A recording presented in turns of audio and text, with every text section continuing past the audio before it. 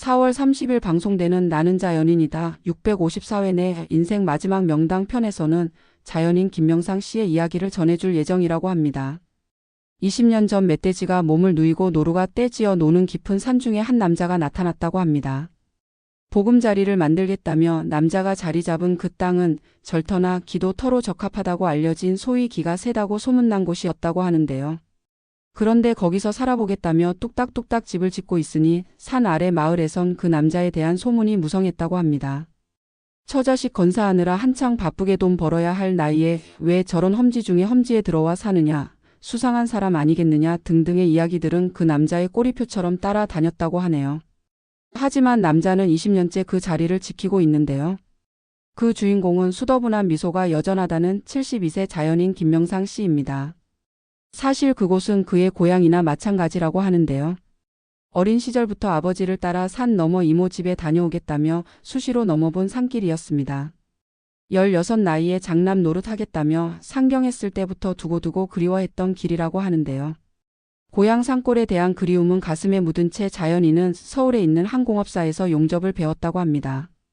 쪽잠을 자면서 한 푼 두 푼 아껴가며 모은 돈으로 제일 먼저 부모님이 농사 지으실 땅을 샀다는 자연인. 고향집 형편이 좀 나아지고 나서야 그는 사업 자금을 모았고 지금껏 배운 기술을 살려 22살의 젊은 나이에 공업사를 차렸다고 하는데요.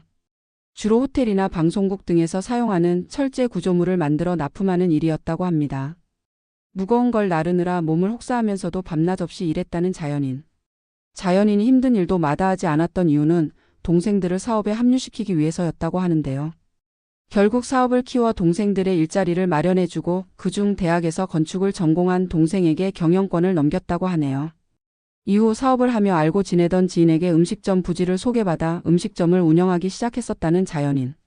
다행히 식당엔 손님이 끊이지 않았고 머지않아 그 식당 역시 막내 동생의 소유로 만들었다는데요. 동생들에게 먹고 살기를 열어주는 것이 그가 생각한 맞이 노릇이었다고 합니다. 맞이의 임무를 해내는 과정에서 땅은 그의 유일한 무기였을지 모른다고 하는데요. 어떤 땅이 어떻게 쓰이면 좋을지 고심 끝에 선택한 사업들은 대부분 성공적이었다고 하네요. 고깃집, 해물탕집, 멧돼지 농장, 국도변 휴게소 등. 자연인이 다양한 사업을 성공시키고 처자식과 부모 형제를 뒷바라지할 수 있었던 건 땅을 보는 탁월한 안목 덕분이었다고 하는데요. 땅을 선택해 그곳에서 성공을 일구고 다시 새로운 땅을 찾아 나섰던 자연인의 마지막 선택이 바로 이 산중의 땅이었다고 합니다. 그리고 이곳은 아무리 생각해도 오랜 세월 고향 땅을 그리워했던 자신의 보금자리가 제격이었다는데요. 사람이 살기 힘든 야생의 산골이라지만 여러 가지 사업을 접하며 다양한 기술을 가진 그에겐 큰 문제가 되지 않았다고 합니다. 손수 털을 닦고 폐자재를 모아다가 집을 지었다는 자연인은 식당을 운영하면서 소소하게 체득한 요리 노하우로 솜씨를 부린다고 하는데요. 20년이라는 긴 세월 동안 자연인이 지켜온 철칙 한 가지가 야생동물들의 터전에 비집고 들어왔으니 녀석들을 잘 보살피는 건 역시 철저히 지켜야 한다는 것이었다고 합니다. 그래서 노루 밥을 챙기고 도롱뇽알과 개구리알을 어미 대신 잘 보살피고 벌들에게 새 아파트를 지어줍니다. 그렇게 애쓰는 만큼 이곳에서 봄나물이며 서기버섯까지 풍족하게 얻게 된다는 자연인은 이미 이 생태계의 일부가 된 듯한데요. 고대했던 귀양 첩첩산 중에서 소박한 행복을 채워가는 72세 자연인 김명상 씨의 이야기가 방송을 통해 소개될 예정이라고 하네요. 자세한 이야기는 아래 링크 참고하시기 바랍니다. 그리고 구독 신청 부탁드립니다.